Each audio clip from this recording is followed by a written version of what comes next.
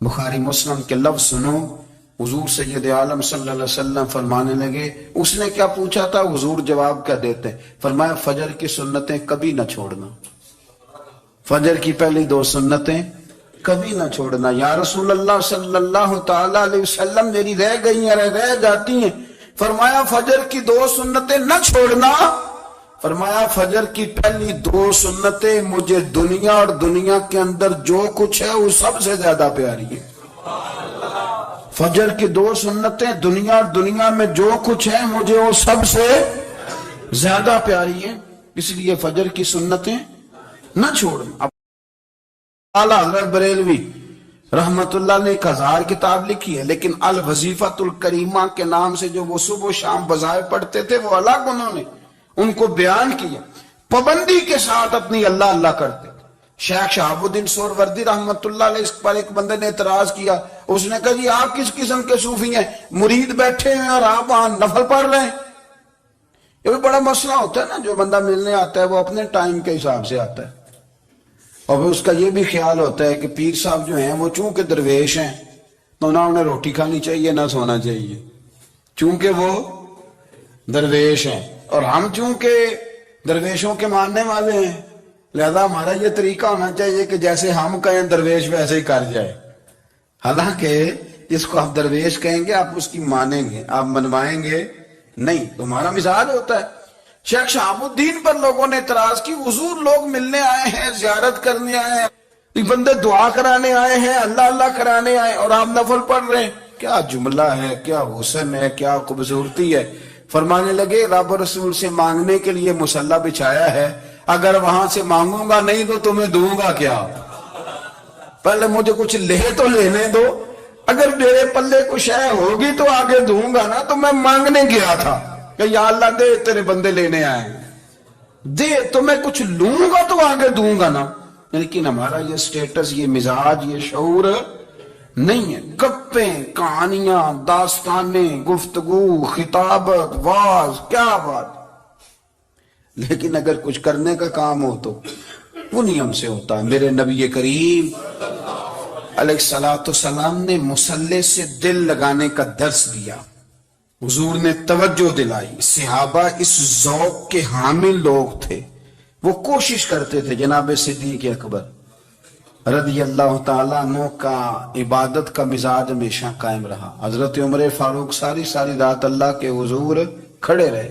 حضرت عثمان غنی رضی اللہ تعالیٰ عنہ عشاء کی نماز پڑھ کے 2 رکعتوں کی نیت باندھتے تھے، 15 سپارے پہلی رکعت میں پڑھ دیتے تھے اور 15 سپارے قرآن مجید کے دوسری رکعت میں پڑھ دیتے تھے۔ آپ نے نا حضرت عمر فاروق کے وصال کے بعد ان کی ایک بیوہ سے نکاح کیا، حضرت عثمان غنی نے نکاح کیا۔ وہ خاتون آپ کے نکاح میں آئیں تو عرض کرنے لگی، امیر المومنین میرے لیے اعزاز تو بہت ہے کہ میں امیر المومنین کی بیوہ تھی تو امیر المومنین کی منکوحہ ہو گئی ہوں، لیکن حضور نہ تو میں جوان ہوں کہ میرے اندر رغبت ہوتی اور نہ میں اب اس قابل ہوں کہ کوئی خدمت کر سکوں، میرے ساتھ نکاح کی وجہ کیا بنی؟ تو عثمان غنی رو پڑے، فرمانے لگے میں نے عمر فاروق کو مسجد میں اپنے رب سے ڈرتے ہوئے دیکھا ہے، میں نے اسے روتے ہوئے دیکھا ہے، عدل کرتے دیکھا ہے، انصاف کرتے دیکھا ہے، امت کی خیر خواہی کرتے دیکھا۔ تمہارے ساتھ نکاح اس لیے کیا ہے کہ تم مجھے یہ بتاؤ کہ عمر فاروق گھر کے اندر اپنے رب کو کیسے راضی کرتے تھے، گھر کے اندر کیسے راضی کرتے تھے، وہ طریقے بتلاؤ، تم بتاتی جانا اور میں بھی اسی طرح گھر میں عبادت کروں۔ میرے رسول کریم علیہ السلام نے ارشاد فرمایا، حضور فرمانے لگے جس گھر میں اللہ کا ذکر ہوتا ہے وہ گھر زندوں کا ہے،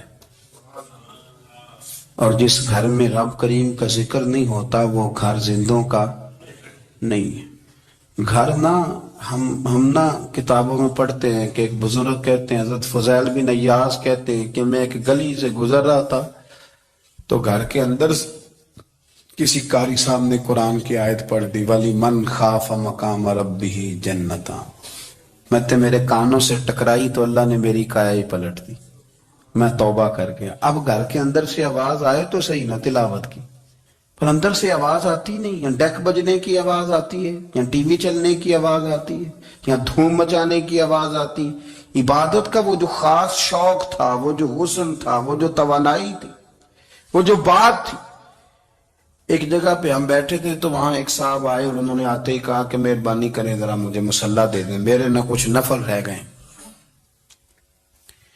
تو میں نے وضو کر لیا تو کوئی مصلی مل جائے، مصلی انہیں دے دیا گیا، وہ مصلی لے کے چلے گئے۔ تو پیچھے ایک صاحب نے تبصرہ کیا، کہنے نے کتنا ریاکار بندہ ہے، لوگوں کو دکھا رہا ہے کہ میں نفل پڑھتا ہوں، ہے کوئی بات کرنے والی؟ میں نے اسے کہا تو مہربانی کرنا، اس طرح کی ریاکاری تو بھی کر، پکڑ مصلی اور جا تو بھی تھوڑی ریاکاری کر کے آ، اٹھ ذرا، شکر کر کوئی یہ ریاکار بھی ملا ہے، کوئی نفل پڑھ کے ریاکاری کر رہا ہے۔ اللہ کا میں کہتا ہوں کو پڑھے تو صحیح نہ یار، یہ کوئی دور ہے نفل پڑھنے کا؟ اس میں تو لوگوں کا مزاج ہی نہیں، طبیعت ہی نہیں۔ میں نے کہا چل مہربانی کر، یہ لے مصلی اور تو بھی جا تھوڑی سی یا کر یا ریاکاری کرو تو صحیح نا، مزاج ہی نہیں، ذوق۔ جمعے کی نماز پڑھ کے یوں دنیا بھاگتی ہے، اوہو پتہ نہیں کون سی پیچھے آگ تھی جو بجھائی جائے گی۔ اور آج تک لوگ مسئلہ پوچھ رہے ہیں کہ جمعے کی بعد والی سنتیں کتنی ہوتی ہیں۔ میں نے کہا کتنے سال ہو گئے جمعہ پڑھتے، کتنے سال ہو گئے، ابھی تک سنتوں کا نہیں پتا، ابھی تک نہیں علم کے پہلے کتنی رکھتے ہیں اور بعد میں کتنی رکھتے ہیں۔ فجر کی سنتیں کب پڑھنی چاہیے؟ سنو فجر کی سنتوں کے بارے میں۔ میرے رسول کریم سید عالم صلی اللہ تعالی علیہ وسلم سے ایک صحابی نے پوچھا تھا، حضور میری فجر کی سنتیں رہ گئیں یا رہ جاتی ہیں تو حکم کیا ہے؟ کیا انداز ہے حضور کا، اپنا ذوق، اپنی طبیعت۔ ہم نے نا ذوق غلط بنا لیا۔ اگر 20 بندے کہہ بھی دیں گے تو نے بڑی شاندار تلاوت کیا تو کیا اس سے بنے گا؟ 100 بندہ کہہ بھی دے تیری کیا بات ہے، کیا بات ہے نعت خاں کی، کیا بات ہے علامہ صاحب کی، پیر صاحب کی، پیر مہر علی شاہ صاحب رحمت اللہ علیہ۔ آپ تشریف فرما تھے تو آپ کے ایک ہی بیٹے بابو جی جن کو کہا جاتا ہے، جس دن صاحبزادے پیدا ہوئے تو خادم نہ وہاں سے نکلا۔ ان لوگوں کے شوق اور طرح کے تھے نا، تو ان کی توجہ بھی اپنے شوق کی طرف رہتی۔ تو خادم نکلا اندر سے، پیر صاحب مبارک ہو، پیر صاحب مبارک ہو، پیر صاحب مبارک ہو، پیر صاحب مبارک ہو، شور کر رہا ہے۔ تو پیر صاحب کو وجد ہو گیا، اللہ اکبر اللہ اکبر اللہ۔ او کیا ہوا، کس بات کی مبارک دے رہے ہو؟ عرض کی حضور اللہ نے بیٹا دیا ہے۔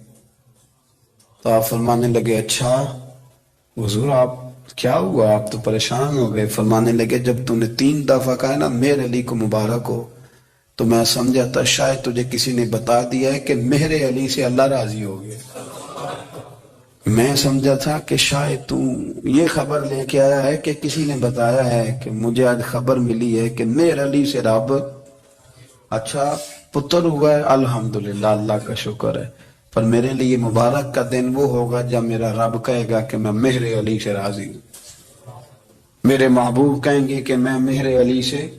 آپ بات کو سمجھیں، شوق ہی کسی اور طرف تھا، دل ہی کہیں اور لگا ہوا تھا، طبیعت ہی کہیں اور مائل تھی۔ کوئی وظیفہ پوچھتے تھے تو پڑھتے تھے وہ لوگ، کچھ اللہ اللہ انہیں بتائی جاتی تھی تو کرنے کا ذوق رکھتے تھے، طبیعت تھی، قائل تھے۔